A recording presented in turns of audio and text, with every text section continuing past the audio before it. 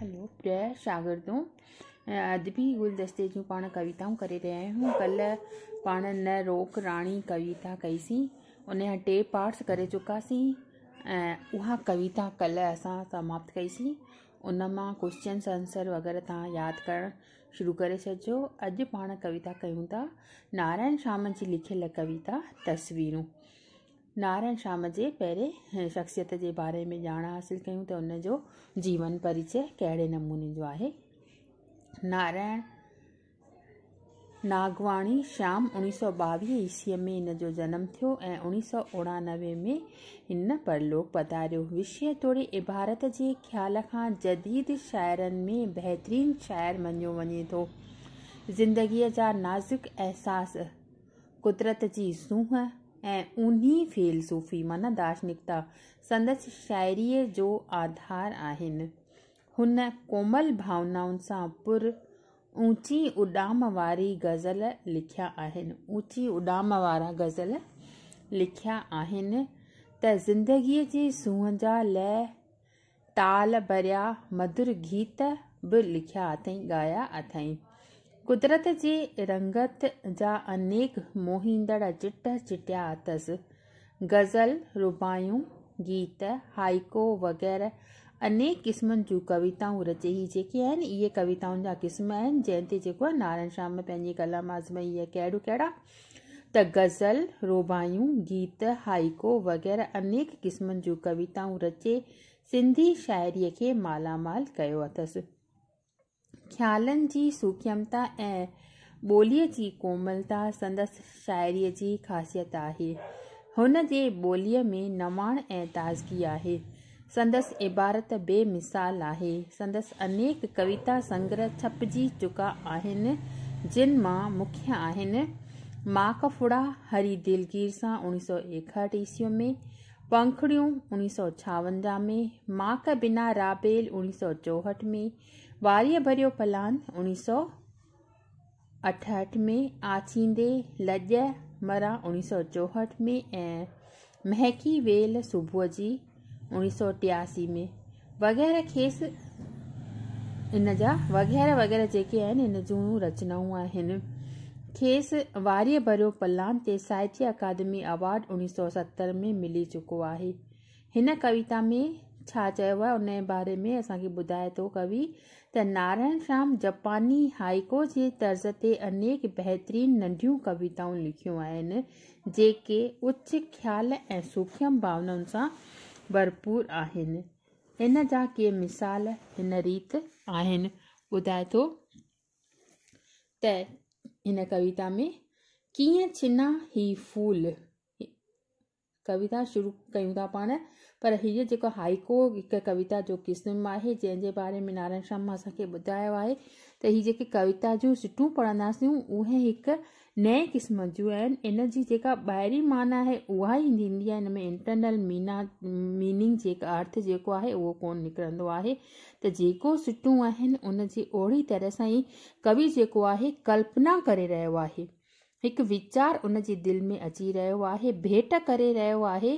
कहिड़ी तरह सां त कीअं छिना ही फूल टिड़ियल ईअं ई शाख ते साईं पवे क़बूल, त ही गुल जेको आहे शाख ते टिड़ियो बीठो आहे, इन खे छिनणो आहे मूंखे, पर कीअं छिना, मुंहिंजी इच्छा आहे त मां हिन खे छिना पर शाख ते टिड़ियल ई सुंदर लॻी रहियो आहे। शल ईअं ई साईंअ जे दर ते उहो क़बूल पवे ऐं मां उनखे न छिना। नेक्स्ट ॿुधाए थो हिन में त ॾींहं जो पहिरियों ख्वाबु, सुबुह जो जॾहिं उथंदा आहियूं त पहिरियों असांजो ख्वाबु, असांजो सुपनो कहिड़ो हूंदो आहे। आह टिड़ियो ओभर तरफ़, सूरज देवता जेको आहे ओभर जे तरफ़ टिड़ी बीठो आहे। सोनो लाल गुलाब, उन ओभर जे तरफ़ टिड़ियल सिज जी कल्पना करे थो। सोनो गुलाब, उहो ईअं थो लॻे ॼण उहो सोनो गुलाब आहे, बिल्कुलु ॻाढ़े गुलाब जे रंग जो बढ़ंदड़ गोलो आहे। केरु सिज, छा थो चए, ॾींहं जो पहिरियों ख्वाबु आहे टिड़ियो ओभर जे तरफ़ टिड़ियो आहे, ईअं थो लॻे त उहो सोनो गुलाब ओभर जे तरफ़ खां खिड़ी बीठो आहे। पोइ ॿुधाए थो त ताज थधो ॼण बर्फ़, बर्फ़ जीअं थधी हूंदी आहे बिल्कुलु ठंडी, हथ लॻाइण सां ई असांजो हथु जेको आहे उहो ॼमी वेंदो आहे। अहिड़ी तरह सां सुबुह सुबुह जो जेॾी महिल ताजमहल ॾिसंदा आहियूं त उन जी सुंदरता उन बर्फ़ मिसल लॻंदी आहे। जीअं बर्फ़ अछी खीर वांगुरु थींदी आहे, तीअं ताज पिणु बर्फ़ जे समान खीर वांगुरु साफ़ सुथरो ॾिसण में अचे थो। चंड तकियो सिज ॾांहुं, चंड जेको आहे उहो सिज ॾांहुं तके थो, उन ॾांहुं निहारे थो। कंहिं बि न पुछिया ॿ हर्फ़, कंहिं बि ॿ अखर न पुछिया। इन्हनि कुदरती दृश्य ॾिसण में असांजो मन अहिड़ो त मस्तान थी वियो, अहिड़ो त उन में गुलतान थी वियो जो हिक ॿिए ॾांहुं निहारे बसि आश्चर्यचकित थी वियासीं। कीअं त मतिलबु ताज जी सुंदरता ॾिसण सां जीअं ॾंदे आङुरियूं लॻी वेंदियूं आहिनि, एतिरी सुंदरता ॾिसण अची रही आहे। ऐं पोइ जेको आहे चंड तकियो सिज ॾांहुं, सुबुह जो जेॾी महिल सिजु निकिरंदो आहे त चंड जेको आहे उहो लहंदो वेंदो आहे ऐं सिजु निकिरंदो ईंदो आहे। त अहिड़ी तरह सां ॿिन्ही जो दृश्य ॾिसण में माण्हू चुपचाप थी विया पंहिंजो पाण में, ऐं उहो नज़ारो ॾिसण लॻा। कंहिं बि न पुछिया ॿ हर्फ़, कंहिं बि न पुछिया। सुबुह जो उहो नज़ारो एतिरो सुंदर दृश्य असांजे मन अंदर ई तमामु सुंदर वणण लॻो। पोइ ॿुधाए थो कवि त नाज़ुक नरम निहार, नाज़ुक नरम माना तमामु घणी जेका बारीक नज़र आहे उहा असांजे साम्हूं अचण लॻी। आहे सुभां जी कल्पना, आहे सुभां जी कल्पना माना उहा सुभां जी कल्पना आहे, उहो वीचार आहे।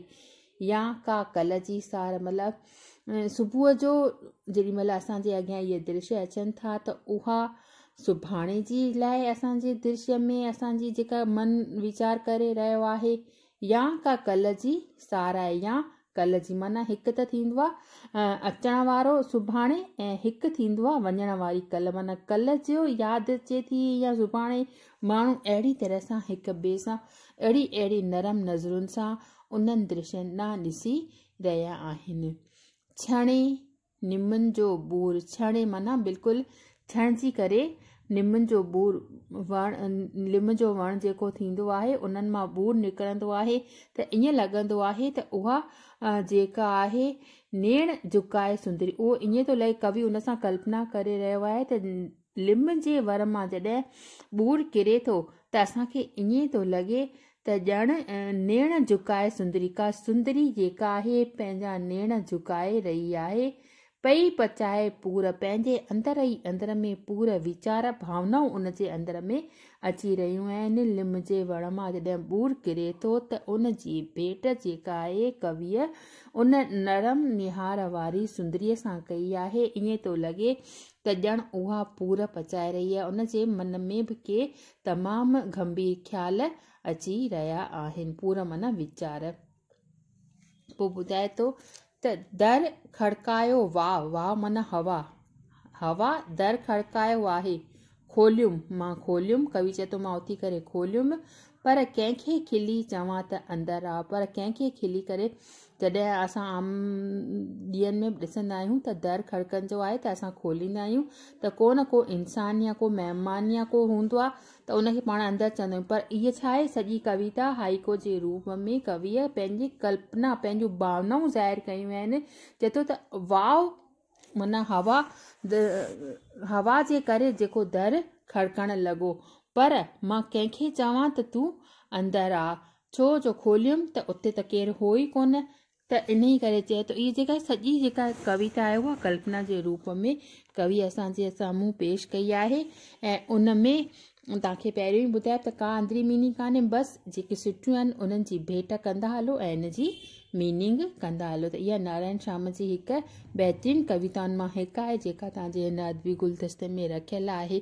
त हिन में ॿुधाए थो त मतिलबु इन जो जेके एक्सरसाइज़ आहिनि उहे इन रीति आहिनि। इन जी मीनिंग जेका लफ़्ज़नि जी आहे उन में कोई ॾुखिया लफ़्ज़ आहिनि, उन्हनि जी मीनिंग हीअं लिखी पई अथव त ख्वाब माना सपनो, तकण माना निहारणु, हर्फ़ माना अखर, कब इन में इस्तिलाह अहिड़ी तरह सां आहिनि, ईंदा कान्हनि की पर तव्हांखे कविता सम्झण जे लाइ इहे लफ़्ज़नि जी मीनिंग ऐं इस्तिलाह अचणु ज़रूरी आहिनि। क़बूल पवणु माना स्वीकार थियनि, पूर पचाइणु माना यादि करणु।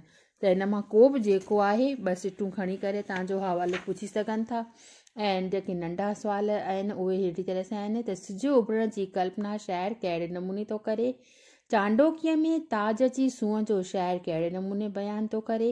ऐं हिन मां वॾो सुवालु अहिड़ी तरह ठहंदो त नारायण श्याम उच्च ख़्याली ऐं सूक्ष्म कल्पना जो बयानु कहिड़े रीति कयो आहे। ऊचा ख़्याल आहिनि हिन में कविता में, ऐं सूक्ष्म माना तमामु नाज़ुक भाव हिन कविता में कहिड़ीअ तरह ज़ाहिर कया आहिनि। त इहे जेके सिज जो उदाहरण, लिम जे वण जो जेको आहे उदाहरण, ऐं जेको आहे गुल जो उदाहरण, सुबुह सुबुह जो उथण सां जेको ओभर तरफ़ सिज निकिरे थो उन जो उदाहरण, इहे सभु जेके 4-5 हिन में ॾिनल आहिनि एग्ज़ाम्पल ॾेई करे तव्हां हिन क्वेश्चन जो आंसर ॾेई सघूं था। कहिड़ो आहे क्वेश्चन?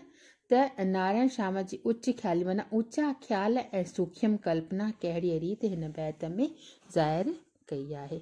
बसि इहो एतिरो ई अथव। नेक्स्ट पाण सुभाणे ॿी कविता खणी ईंदासीं, पंज किड़ा।